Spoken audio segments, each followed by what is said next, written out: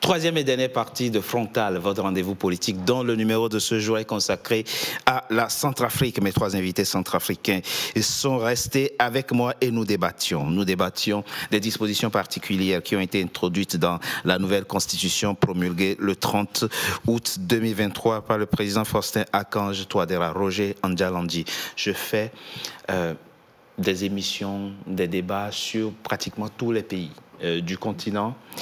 Et je sais que le personnel politique centrafricain est de qualité, est un personnel politique de qualité, très riche, que vous avez de grands intellectuels c'est vrai. Dans la vie politique centrafricaine, comparé à d'autres pays. La question c'est, pourquoi déjà à la base, il n'y a pas eu une concertation de toutes les forces politiques de la Centrafrique? Qu'est-ce qui fait aujourd'hui qu'on se retrouve avec une constitution qui exclut, en tout cas c'est le ressenti que vos compatriotes de l'opposition ont. Ils ont en face une constitution qui les exclut, pratiquement, aussi bien dans le mode d'élaboration que dans les dispositions qui y sont introduites. Comment vous expliquez ça? Alors que vous avez autant de richesses, autant de personnes, de compétences dont la Centrafrique a besoin. Qu'est-ce qui s'est passé?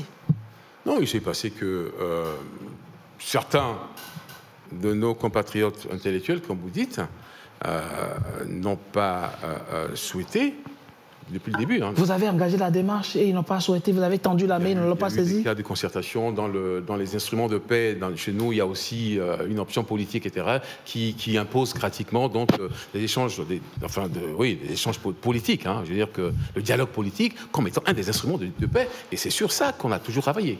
Non. Vous êtes d'accord avec moi que depuis très longtemps, la République centrafricaine s'est dotée d'un certain nombre d'instruments de paix. Bon.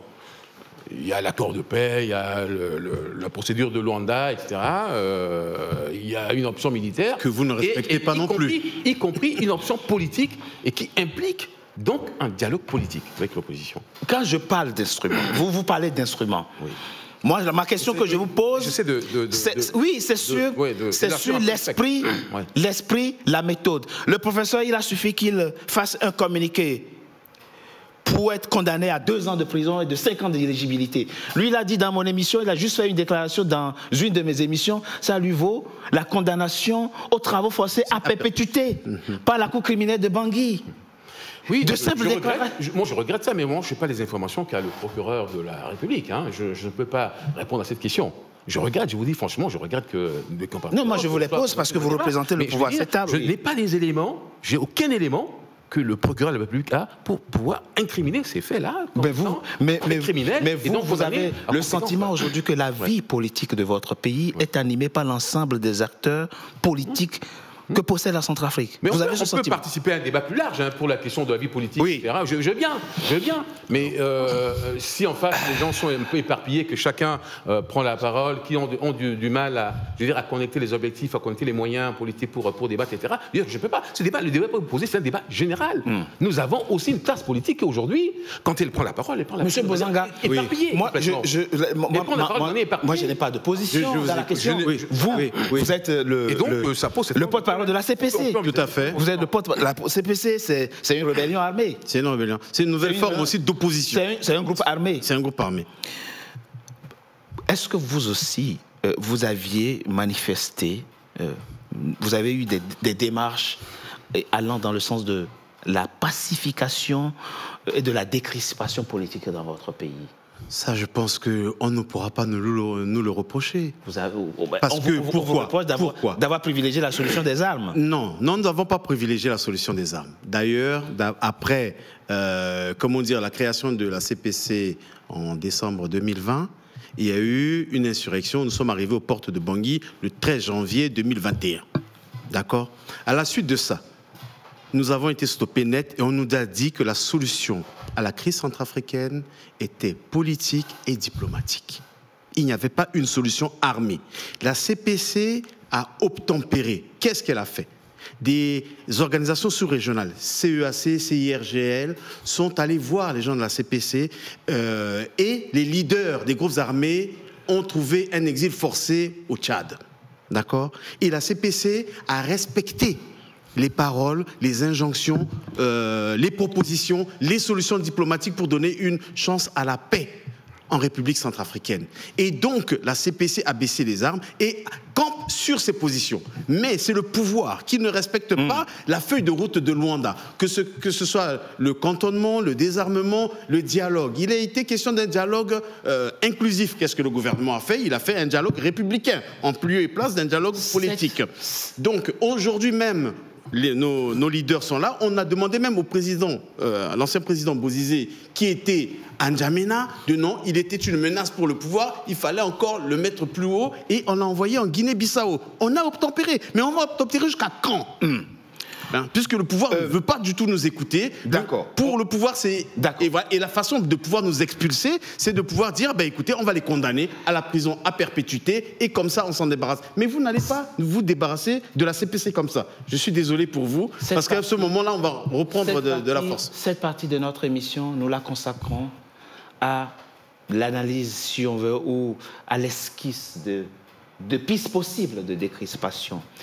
Et Jean-François Akandi-Combé, dans le communiqué qui a sanctionné votre rencontre à Paris en septembre dernier, vous disiez ceci, entre autres, le communiqué, que vous êtes unanime pour considérer qu'il n'y a pas d'autre alternative compte tenu du verrouillage de toutes les institutions et de la mise en œuvre d'une politique de répression systématique et d'exclusion des forces politiques et sociales et des citoyens que de lutter résolument et de manière concertée pour le rétablissement d'une démocratie véritable en Centrafrique.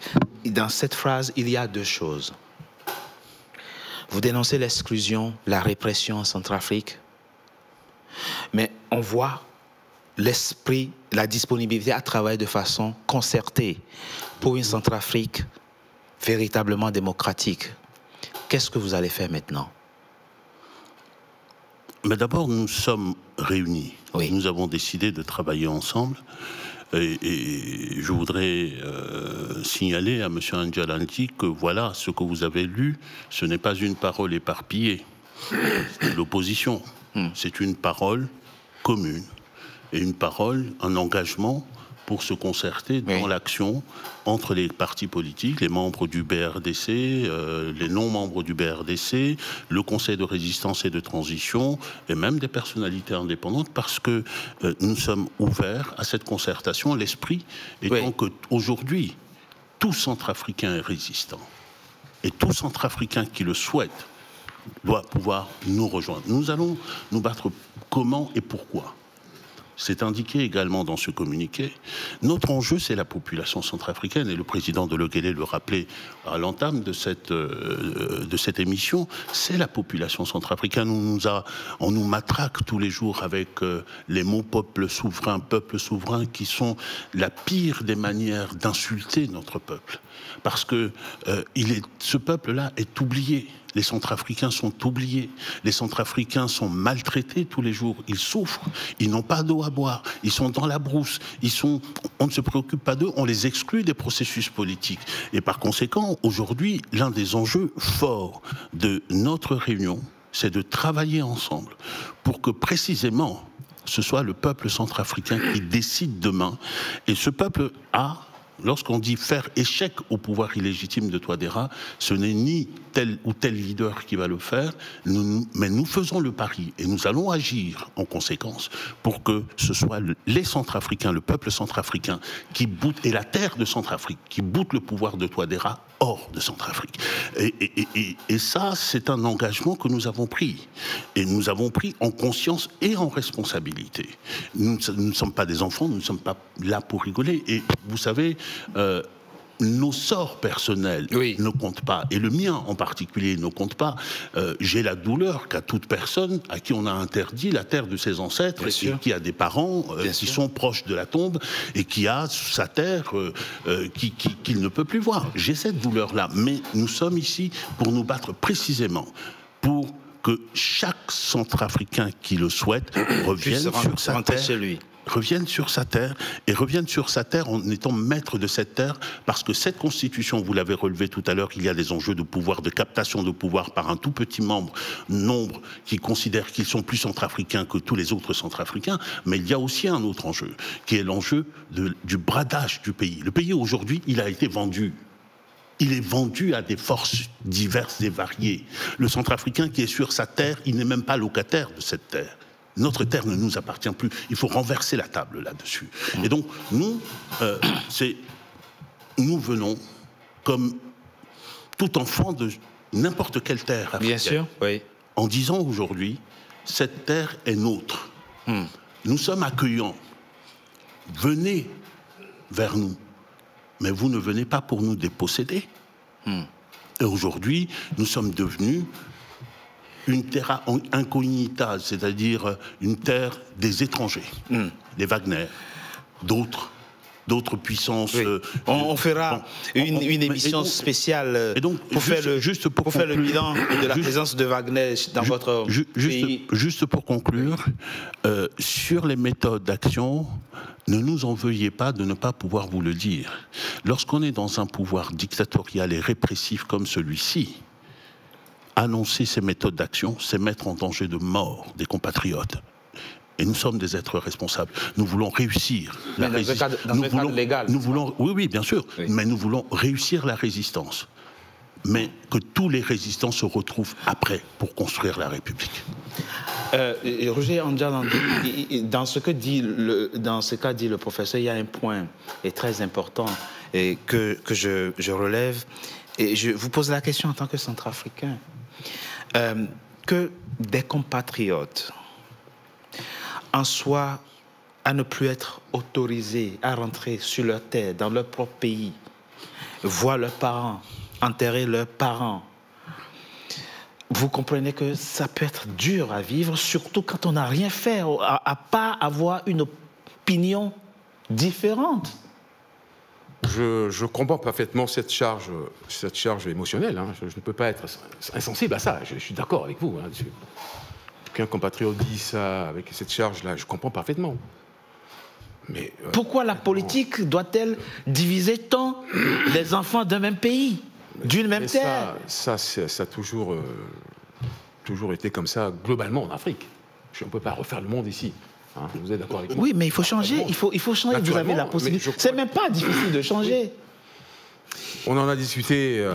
Lui, il ne peut plus rentrer. Il a pris travaux forcés à perpétuité. Il ne peut plus rentrer en Centrafrique, lui.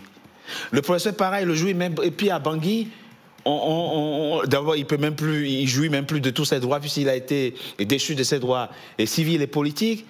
Condamné à 2 ans pour un simple communiqué. On a le droit de critiquer. Vous insistez, mais on est là aussi en partie pour des bien sûr, oui. Pour la raison. Hein, oui, pour nos raisons. Moi je veux dire, vous êtes porteur aussi de messages. Voilà, c'est un peu ça. Il y a un rationnel dans tout ça, mais bien sûr. Là, vous chargez un peu le débat. Non, excusez-moi. Moi, ça me gêne un peu. Moi, ça me gêne un peu. Non. Mais ce que je voulais juste rajouter, c'est quoi? C'est que en fait, c'est nous, depuis peut-être 1960 sauf la parenthèse Bokassa, où il y a eu un empire, nous avons eu des constitutions. Et ces constitutions ont toujours privilégié le pouvoir présidentiel. Et le pouvoir présidentiel fait qu'un seul homme concentre tous les pouvoirs entre ses mains. Et voilà pourquoi il y a tous ces débats. Il faut changer le régime en Non, il faut changer le régime. Il faut changer, il faut penser. Je pense qu'après plus de 60 ans d'exercice de pouvoir présidentiel, pourquoi ne pas essayer un autre? La forme du pouvoir pose le régime du pouvoir pose la nature du régime, l'État même, hein, la structure de l'État pose aussi problème. La forme de l'État et le régime aussi pose problème. Je pense que dans les constitutions, il ne faut pas simplement mettre des verrous à gauche, à droite et voir ce qui convient. Je vais vous dire quelque chose. Qu'est-ce qui a fait qu'aujourd'hui nous soyons là ou qu'il y ait des rébellions? Les rébellions sont venues, ah oui, parce que telle région a dit que, ah ben non, nous sommes abandonnés. Nous n'avons pas de structure scolaire, il n'y a pas de route, il n'y a pas de développement d'infrastructures, etc. Et donc, ben, comme c'est comme ça, on va s'attaquer au pouvoir central. Mais dans ce cas, pourquoi ne pas essayer une autre forme? Décentralisation ou même fédéralisme. Ou même une fédéralisme. Voilà, le fédéralisme. Chacun comme ça. Et puis, comme encore l'être humain et surtout africain est avide de pouvoir, ben, on fait un État fédéral, vous êtes chez vous, vous avez une assemblée, vous avez un gouvernement et vous êtes autonome financièrement et vous pouvez donc occuper les sièges. Il n'y a qu'un seul poste de président de la République. Mais il peut y avoir plusieurs postes de gouverneurs, il peut y avoir plusieurs postes de parlementaires. Et ensuite, développer vos régions. Au niveau fédéral, on régule un peu les choses. Notamment la question des je pense qu'il faut voir vraiment le problème, c'est-à-dire qu'il faut prendre du recul. C'est une réflexion, bien sûr. Il faut prendre du recul et proposer quelque chose de centrafricain. Deuxièmement, la jeunesse est abandonnée. La femme centrafricaine, c'est une femme. Pourquoi la parité n'est pas, par exemple, mise en avant? On oublie les femmes dans ce que nous faisons. On oublie la jeunesse dans ce que nous faisons. Ce n'est pas bien. Il faut que toute cette société centrafricaine soit là. Parce qu'il faut aussi un contre-pouvoir. Moi, je serais d'accord. Regardez aujourd'hui, la société centrafricaine, la société civile s'est réveillée. Et elle est de plusieurs ordres. Il y a les 12 apôtres, il y a même le CRT qui fait partie de la truc. Mais aujourd'hui, il faut qu'on institutionnalise la société civile. Il faut que, par exemple, elles soient inscrites dans la Constitution, en dur, et qu'elle a des droits pour compléter les articles 28 et 29 de l'ancienne Constitution de 2016. Notre société civile, aujourd'hui, c'est elle qui fait le boulot. C'est elle qui est aux avant-gardes. Bien sûr, les partis politiques sont là. Donc, je souhaiterais que la société civile continue ce combat, que la jeunesse lui porte un appui. Si le président le suit... Oui, mais il n'a qu'à suivre. Non, mais même, de toute façon, je pense que lui, qu'il ne suive ou pas, de toutes les façons, nous allons tout faire pour le traduire en justice. Parce qu'il y a beaucoup de choses. Ce sont des questions très importantes qui viennent d'être soulevées. Et je pense que ça montre d'ailleurs en creux que le travail qui aurait dû être fait, c'est-à-dire de réunir les Centrafricains, d'organiser un débat ouvert sur les questions fondamentales, ça montre en creux que cette question-là, ça n'a pas été fait. Mais ce n'est pas le lieu ici pour nous d'en débattre, mais c'est très intéressant que les idées soient sorties ici. Et pour nous, ce qui est important, c'est de créer les conditions pour que ce débat ait lieu et pour qu'on ressorte quelque chose qui soit, comme dans un jeu de miroir, le reflet des Centrafricains. Et c'est pour ça que nous travaillons aujourd'hui. Pourquoi nous travaillons à nous unir et à réunir les énergies? C'est aussi pour être réunis, pour reconstruire, rebâtir au moment de la transition. La moitié du moment de la transition, un des actes forts, en tout cas au CRT, c'est ce que nous pensons, un des actes forts qui devra être posé, c'est un vrai dialogue inclusif. C'est pas une question de dialogue, c'est il faut écouter les Centrafricains, les écouter vraiment, et les écouter avec l'intention. Mais pour ça aussi, il faut désarmer. Il faut aussi, de votre côté, vous, opposition, polir aussi un peu le langage, sans doute être aussi... Bon, parce que le dialogue suppose des concessions de part et d'autre aussi. J'aimerais, sur ce point-là, quand vous faites ce type d'observation, regardez-nous avec la distance dans le temps. Prenez par exemple les déclarations que nous avons faites depuis 3 ans, depuis 4 ans, depuis 5 ans, et qu'on nous a renvoyé dans la figure à chaque fois, y compris sur le dialogue que nous voulions inclusif et qu'on nous a construit comme un dialogue du quartier présidentiel. Donc aujourd'hui, nous ne sommes pas des radicaux. Et cette discussion-là, et moi j'en terminerai par là, correspond à un état d'esprit chez nous. Nous sommes tous centrafricains. Monsieur Ndjalandi est un compatriote qui a vocation demain à venir bâtir la République centrafricaine avec nous, parce qu'il faut arrêter avec les exclusions. Évidemment, les questions qui touchent à la justice seront réglées, mais pas en considération de notre désir de vengeance, mais en considération du fait que nous avons des compatriotes depuis 20 ans, 30 ans, qui ont souffert dans leur chair, dans leur vie, qui ont perdu des êtres chers. Mais à qui justice n'a jamais été rendue, et que nous avons une République avec des pilleurs de tous bords, qui ont pillé la République, qui en ont fait leur marchepied, et que il faut là aussi que justice passe, mais sans qu'il y ait une intention de vengeance aucune. Bien sûr. Hein? Je disais, j'écrivais d'ailleurs dernièrement à propos du conseiller spécial avec qui j'avais discuté il y a un an à Bucarest, qui est un des êtres politiques les plus méprisables à mes yeux, mais qui reste un compatriote. Bien sûr. Avec qui nous avons discuté, et je lui disais, le jour où vous serez en prison, je vous amènerai des plats du pays, nous allons continuer la discussion. C'est ça l'esprit. Merci. Professeur, très rapidement, je vous laisse le dernier mot. Est-ce qu'il est envisageable qu'un jour, ou dans les semaines, dans les mois qui viennent, le président décide d'amnistier tout le monde et demande aux Centrafricains de rentrer au pays, asseyons-nous, parlons de comment construire la Centrafrique de demain. C'est possible. Je n'ai pas de conseil à donner au président sur cette question-là. Il fera ce qu'il juge utile pour la République. Oui. Maintenant, au-delà de la question que vous me posez, c'est vrai qu'il y a un débat qui a un peu circulé très rapidement. Ce débat qui devait être structurant, finalement, au niveau des institutions, ces débats-là. Bon, je suis d'accord. Et que nous sommes tous d'accord que, mais de manière générale en Afrique, la plupart des institutions sont violentes. Bon, il y a une question de violence dans les institutions. On ne peut pas nier ces trucs-là. Comment des intellectuels peuvent se mettre ensemble pour purger cette violence-là en faisant des propositions. C'est ça, bien sûr. Voilà, je pense que c'est un peu ça. Mais il faut créer le cadre, le contexte. Oui, c'est ça. Dans nos États africains, de manière générale, de la colonisation, ce sont des États unitaires. Donc, par conséquent, il y a une violence dans les États unitaires. C'est la critique que vous formulez là, c'est une critique des États unitaires. Moi, je suis entièrement d'accord là-dessus, mais on peut en discuter, mais ça, en tant que citoyen. Ça, bien sûr. Je ne suis pas là en tant que représentant de... Merci. Merci, Roger Ndjalandji. Intellectuels, politiques, etc., mais ayons en ligne de mire le peuple centrafricain. Le peuple centrafricain est fatigué. Le peuple centrafricain en a marre. Il faut que ce soit les politiques, les militaires, qu'on arrête tout ça. Effectivement, ces mesures d'apaisement que vous proposez sont les bienvenues pour que le peuple respire. Aujourd'hui, à la vue d'un seul homme, habillé en boubou, avec une kala, c'est la débandade dans la République centrafricaine. Un coup de feu, c'est la débandade.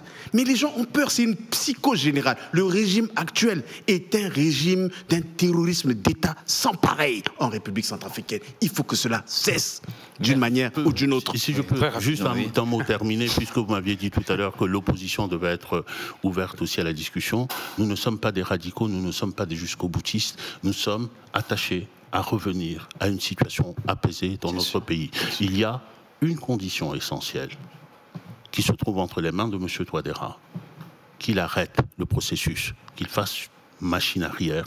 Nous reprenons notre constitution de 2016 et nous avançons. Merci. Merci. Merci, professeur.